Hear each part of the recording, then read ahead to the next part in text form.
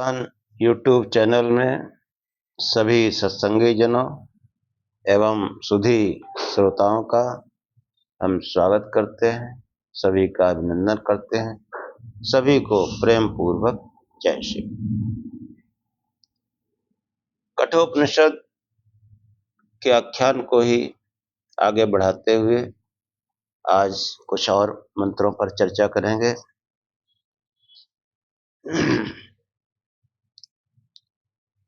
ओम असतो मा सद्गमय तमसो मा ज्योतिर्गमय मृत्योर्मामृतं गमय। हे परम गुरु परमात्मा, हम असत्य से सत्य की ओर चले, अंधकार से प्रकाश की ओर चले तथा मृत्यु से अमरता की ओर चले। यमाचार्य कहते हैं, जो पीछे के आख्यान में प्रज्ञान का उल्लेख हुआ, तो यमाचार्य कहते हैं कि अंतर्मुख होते ही ब्रह्म के दर्शन होते हैं। एतत् वतत्, ये रहा वो रहा, ऐसा भासने लगता है, क्योंकि अंतर्मुख होते ही वो जो प्रकाश बिंदु या प्रकाश दिखता है, तो वो ऐसा लगता है जैसे वो ब्रह्म जो है आंख में चोली खेल रहा, यही है एतद वतद, ये रहा वो रहा। और बस समस्या क्या है कि हम किसी प्रकार से अंतर्मुखी हो गए। इसी को आज के मंत्रों में दिखाया गया है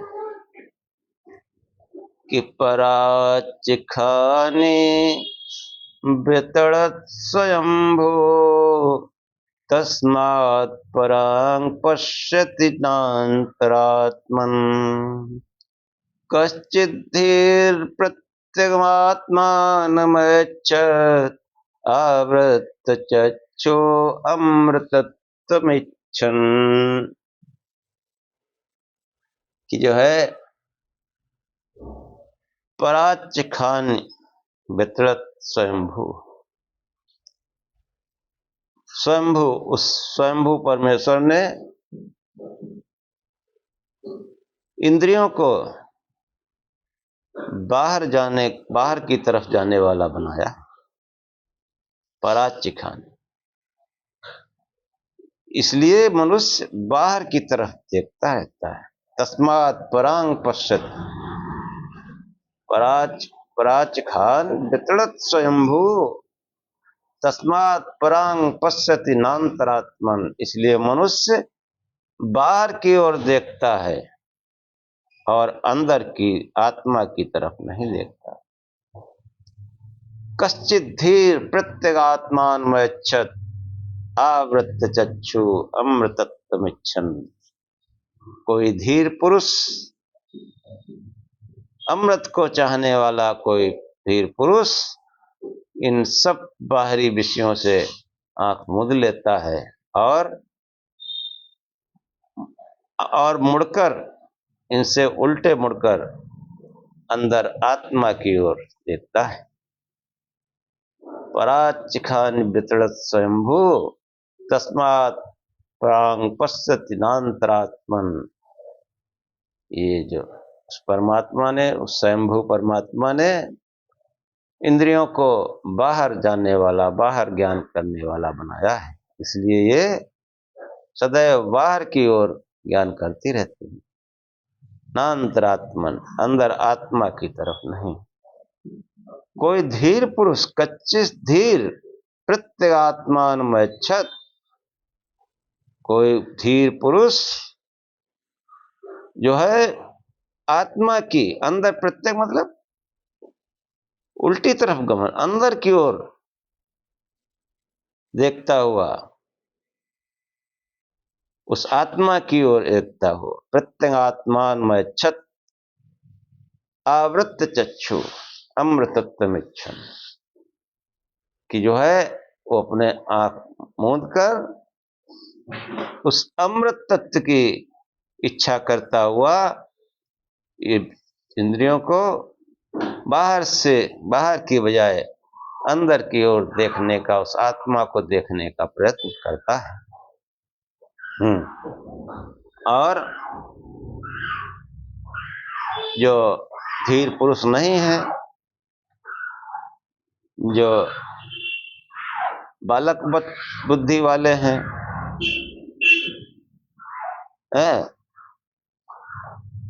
जो प्रेय मार्ग के पथी हैं,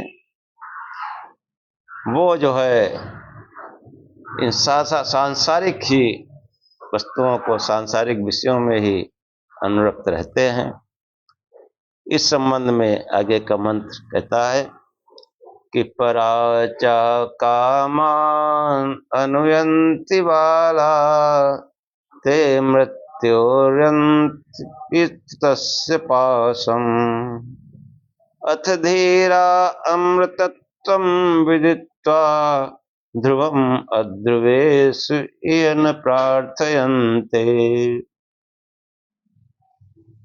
कि पराचह कामान अनयंति बाला, बाला मतलब बालक जैसी बुद्धि वाले।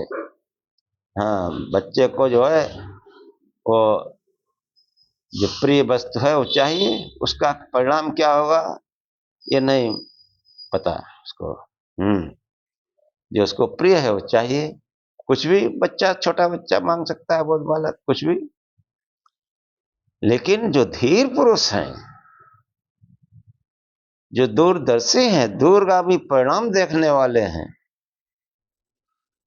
वो तो इन सांसारिक वस्तुओं से मन हटा करके अंदर देखने का प्रयत्न करते हैं।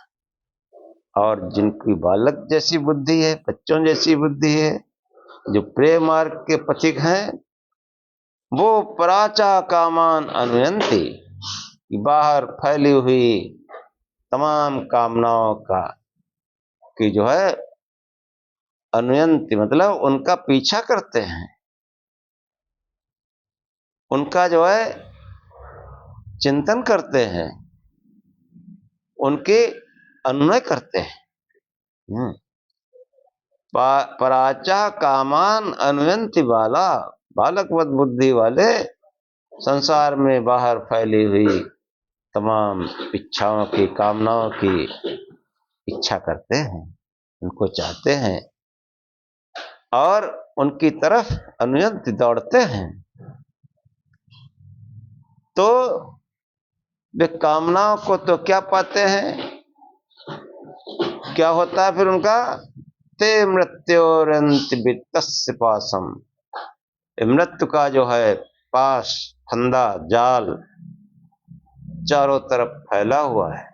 वित्तस्य पाशम, उस मृत्यु का पास, उस मृत्यु का जाल चारों तरफ फैला हुआ है, उसमें जा फंसते हैं।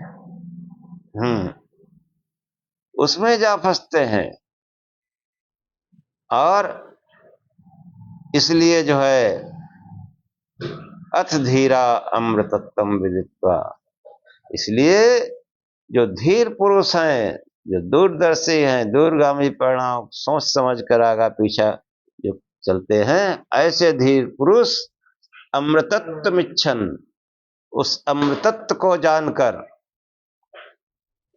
अध्रुवों में अर्थात अस्थिर वस्तुओं में, संसार की सभी वस्तुएं कैसे हैं, अस्थिर, चलायमान, परिवर्तनशील, ऐसा धीर लोग जो है उस अमृतत्व को जानकर इन अध्रुवों में, अस्थिर वस्तुओं में, नाशवान पदार्थों में ध्रुव की अर्थात स्थिर की अर्थात सत्य की कामना नहीं करते। यह है बहुत, ये धीर पुरुषों का काम है, जो बहुत दूरगामी परिणाम सोचते हैं। जो सांसारिक कामनाएं हैं उनके पीछे जो दौड़ते हैं, वो कामनाओं को तो, कामनाओं से तो अतृप्त ही रहते हैं हमेशा। कामनाएं कभी पूरी होती नहीं, उल्टे जो है वो जो मौत का जाल चारों तरफ फैला उसमें जा फंसते हैं। फिर वो कोई उपाय नहीं उस जाल से फंसने का। इसलिए जो धीर पुरुष है उस अमृत तत्व को जानकर इस सांसारिक वस्तुओं में, अस्थिर वस्तुओं में, असत पदार्थों में उस सत्य की याचना नहीं करते, उस सत्य की इच्छा नहीं करते। और जो इंद्रियां हैं, जो इनके विषय हैं, उनके भी लिए भी जो है देखो उनका भी कैसा खेल है कि येन रूपम रसम गंधम शब्दानि स्पर्शाश्च मैथुनान् एतैनेव विजानाति किमत्र परिशिष्यते। एतद्वैतद् रूप रस गंध शब्द स्पर्श मैथुन। रूप रस येन रूप रसम गंधम शब्दान स्पर्शाश्च मैथुनान, कि जो है रूप रस गंध शब्द स्पर्श मैथुन, इनकी कोई स्वतंत्र सत्ता नहीं है, ये फ्री नहीं है। वो जो इन सबको चला रहा है, जो सब इन इंद्रियां जिसके कारण सब ये कर रहे हैं, ये सब ज्ञान कर रहे हैं, इनमें जो है गति दिखाई पड़ती है। वो अगर वो सत्ता इसमें से अपना हाथ खींच ले तो इन रूप रस गंध मैथुन स्पर्श इनका कोई ज्ञान ही नहीं होता, इनका कोई भान नहीं होता, इनका कोई ज्ञान हो ही नहीं सकता। देखो ये जो मन है, मन का साथ होना बहुत जरूरी है। आप जो है आंख खोले रहे, मन कहीं दूसरी जगह लगे, कुछ सामने से निकल जाएगा, आप जान ही नहीं पाएंगे। मन कहीं दूसरे काम में लगा है बहुत कस के, कोई आपको बुलाता रहता है, आप जान ही नहीं पाते, सुन ही नहीं पाते, क्योंकि मन पूरी तरह से कहीं और लगा है। तो कान नहीं सुन पाते, मुंह नहीं देख पाता। तो ये जो रूप रस गंध शब्द स्पर्श मैथुन जो है, इनकी कोई स्वतंत्र सत्ता नहीं है। वो जो इन सबको चला रहा है, अगर वो इनमें से अपनी शक्ति खींच ले तो इनका कोई ज्ञान नहीं हो सकता। उसी के कारण इनका ज्ञान होता है। वो न रहे तो फिर कुछ क्या बचता है। हाँ, असल में वही वास्तविक सत्ता है, वही अल्टीमेट रियलिटी है, उसी को जानना चाहिए। एतद्वैतद्, हाँ, वही जो इनके कारण इन सब में गति है, इन सब में जो है ज्ञान है, असली सत्ता वही है, उसी को जानना चाहिए।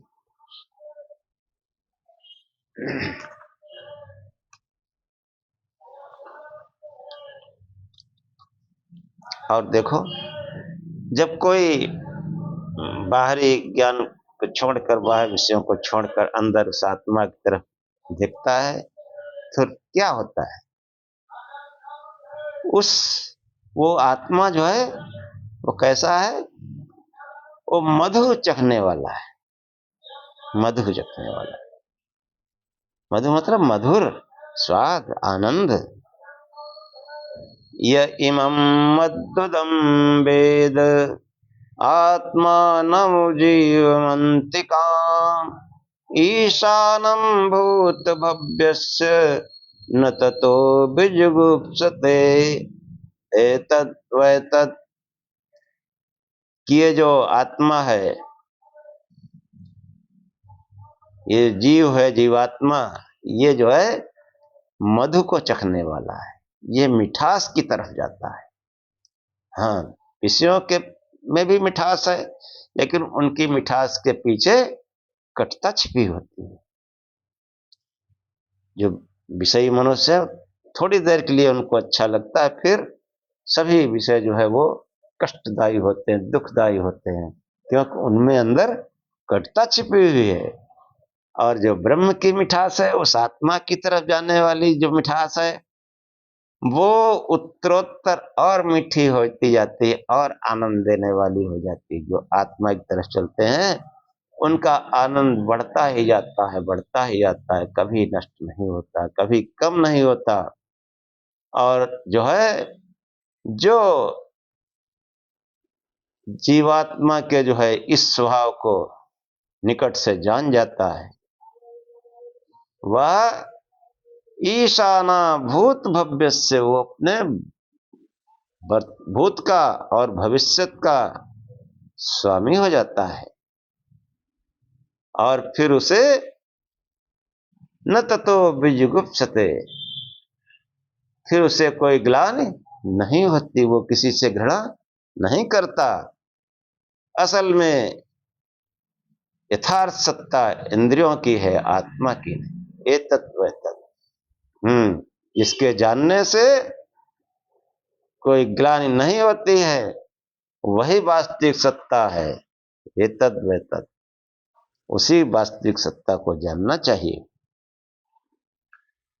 तो देखो कितना मतलब जो है उत्तम ज्ञान है पुस्तकों को। हाँ, जो है आगे देखिए कि ये इस सब चीज को प्राप्त करने के लिए हमको क्या करना है और कैसे उसके जो है दर्शन होते हैं। वो जो है हमारे ऋषियों ने, मनीषियों ने, और कहना चाहिए जो हमारा मूल सनातन है, वेद वेद वेद वेद वैदिक साहित्य, उनमें देखो कितना उत्तम ज्ञान है, कितना व्यवहारिक, वैज्ञानिक, प्रैक्टिकल, बौद्धिक। आगे देखो क्या कहते हैं, कैसे व्यवहार में लाया जाता है, कैसे मिठास उत्तरोत्तर बढ़ेगी, कैसे आनंद उत्तरोत्तर बढ़ेगा। सांसारिक वस्तुओं में एक बार उनसे मन उचाट हो जाता है, उदास हो जाता है, और कभी कभी तो उनसे ग्लानि होने लगती, घृणा होने लगती। और उस आत्मा की तरफ जाने से फिर वो मनुष्य ईशानुभूत भव्य से अपने भूत और भविष्य का स्वामी हो जाता है। और न ततो विजुगुप्सते, उसे किसी बात पर ग्लानि नहीं होती। हाँ, ये तद्वैतत, इसके जानने से ग्लानि नहीं होती है, वही वास्तविक सत्ता है। और उसको जानने के लिए क्या करना है, ये अगले मंत्र में देखो कि अरण्यो निहितो जात वेदा गर्भ इव सुब्रतो गर्भिणी दिवे दिवे ईडयो जागृवद्भि हविष्मते मनुष्यभिरग्नि। एतत् अरण्योर निहितो जात वेदा गर्भ इव सुब्रतो गर्भिणीषु दिवे दिवे ईडियो जागृवद्भि हविष्मद्भि मनुष्यभिरग्नि।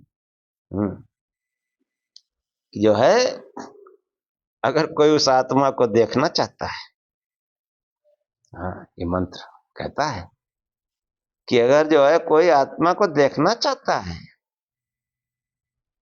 तो उसको क्या करना चाहिए, अरण्योर निहितो जात वेदा, वो जात वेदा अग्नि इन अरण्यों में, जैसे दो लकड़ी होते हैं, लकड़ियों में क्या होता है, अग्नि छिपी होती है, लेकिन प्रकट कैसे होती है, घर्षण से। हाँ, आप ऐसे समझ लो जैसे माचिस होती, दिया सलाई, दिया सलाई में अग्नि है उसकी सलाई में, लेकिन प्रकट कब होगी, उसको जब उस पर रगड़ते हैं तब अग्नि प्रकट होती है। ऐसे ही इस मनुष्य में जो प्राण है, जो इड़ा पिंगड़ा सुषुम्ना नाड़ियां हैं, इनके घर्षण से या यूं कहो कि उस प्रकाश स्वरूप के ध्यान से जो ये अंतर में जो जात वेदा अग्नि और निहितो जो छिपा हुआ है, वो उस ध्यान की रगड़ से वो अग्नि प्रकट होता है। अरण्योर निहितो जात वेदा गर्भ एव शुभ्रतो गर्भणीषु। जैसे किसी गर्भिणी स्त्री का गर्भ सुरक्षित होता है, वो दिखता नहीं है, परंतु गर्भिणी का ध्यान सदा उसी तरफ लगा रहता है। इसी प्रकार जागरूक मनुष्य प्रतिदिन स्तुति योग्य ब्रह्माग्नि को इन पंच महाभूतों की रगड़ से उत्पन्न कर लेते हैं, पैदा करते रहते हैं। हाँ, पंच महाभूतों की रगड़ कब होती है? जब कोई ध्यान करता है। जब कोई ध्यान करता है तब इन पंच महाभूत की रगड़ होती है, जाग उठते हैं। तब जो है वो इड़ा पिंगला सुषुम्ना वो जाग उठती हैं, और सुषुम्ना जागते ही हठयोगियों की भाषा में वो जात वेदा अग्नि प्रकट हो जाता है। हाँ, प्रकट हो जाता है, और उसमें जो है जो जागृत पुरुष हैं, दिवे दिवे ईडियो, वो जो जात वेदा अग्नि है जो अंदर, वो दिन प्रतिदिन जागृत मनुष्यों द्वारा पूजित होता है। दिवे दिवे ईडियो जागृवदी हविष्मद भी, उसमें वो हवि देते रहते हैं, अपने प्राणों की आहुति देते रहते हैं, और जात वेदा को और प्रज्वलित करते चले जाते हैं, और विकसित करते चले जाते हैं। और ये जो मनुष्य भी अग्नि, ये मनुष्यों में जो अग्नि है, वो उसमें जो है निरंतर जागृत मनुष्य उस ज्ञान स्वरूप, मनुष्य भी अग्नि, मनुष्य के अंदर जो अग्नि है वो ज्ञान स्वरूप ब्रह्म है, ज्ञान स्वरूप ब्रह्म, उसको जो है प्राप्त करते हैं।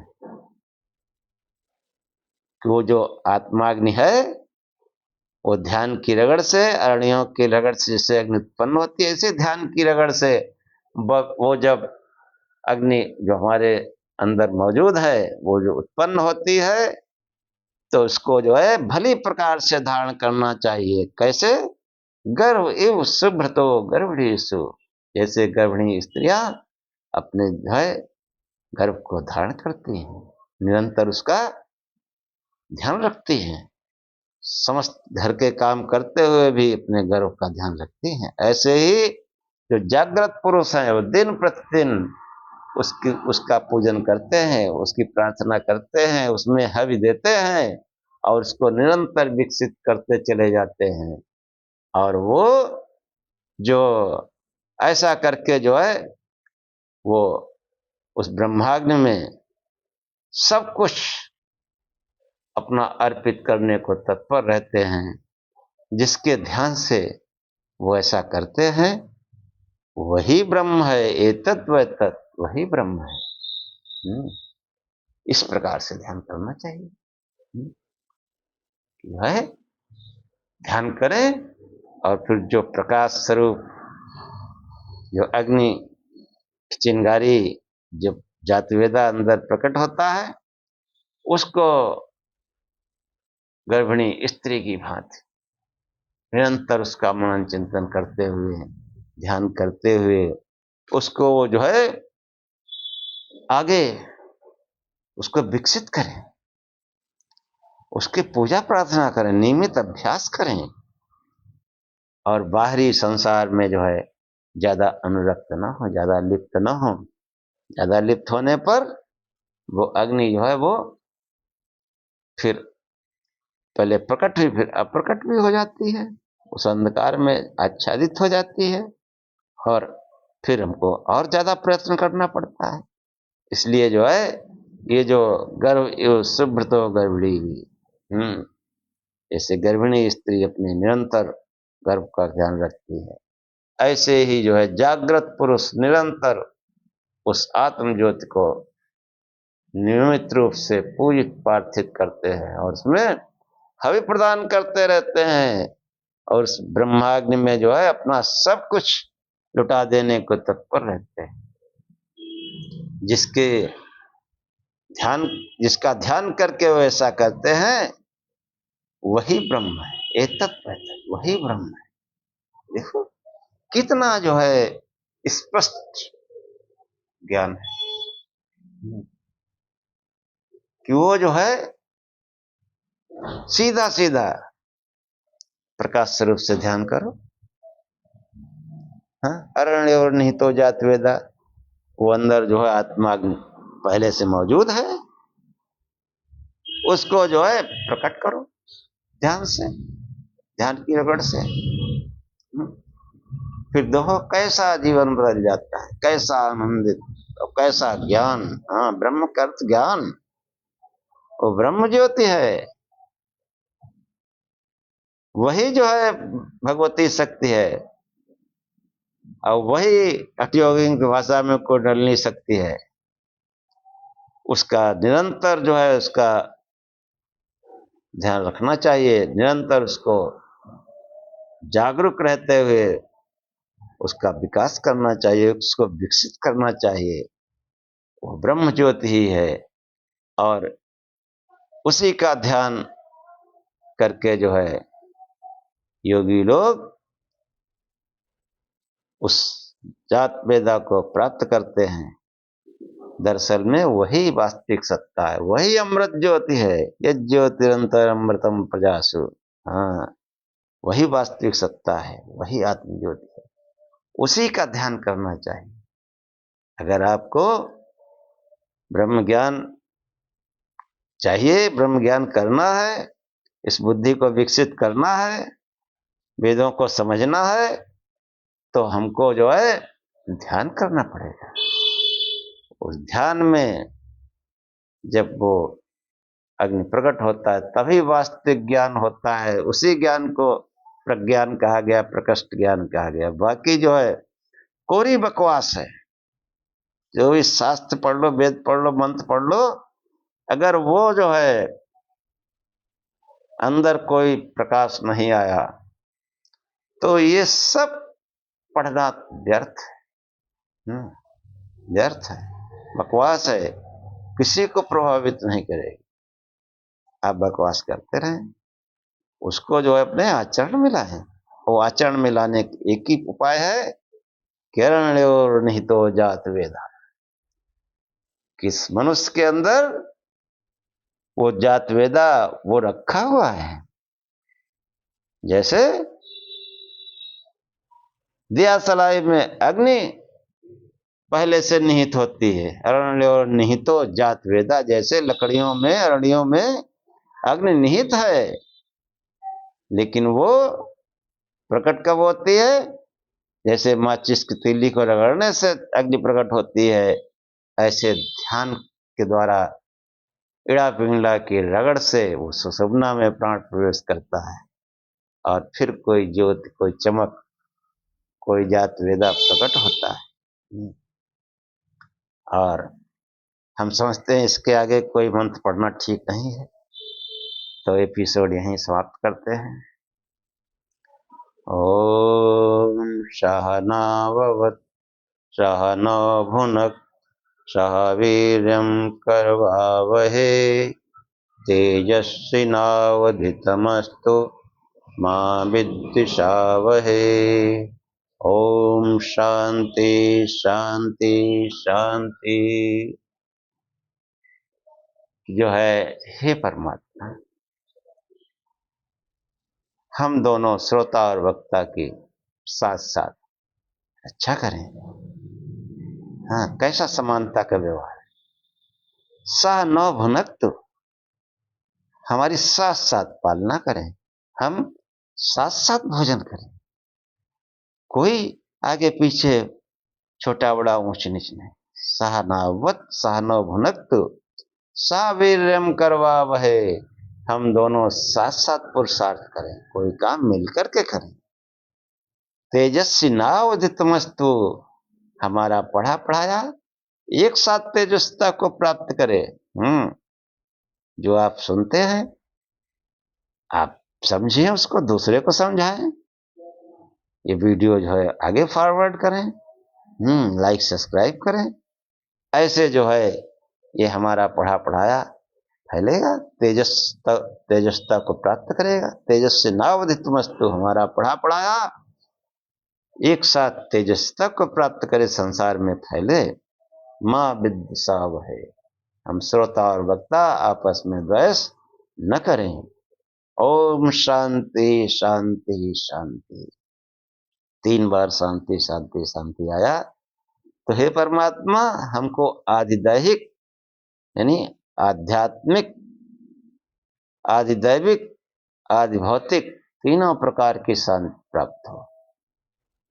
आध्यात्मिक मतलब कोई हमको शारीरिक कष्ट न हो, कोई रोग आदि न हो, या रोग आदि हमको प्रभावित न करें, और कोई दैविक कष्ट न हो।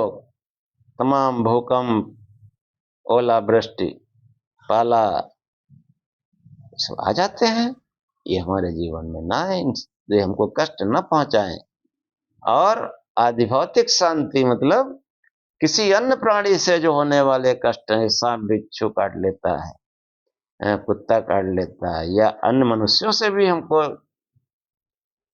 कष्ट पहुंचते हैं, वो हमको जो है, ये जितने भी प्राणी हैं सब हमको जो है शांति देने वाले हैं। हे परमात्मा, हम श्रोता और वक्ता दोनों को त्रिविध शांति प्राप्त हो, दैहिक दैविक भौतिक, कोई ताप हमको न सताए। जय श्री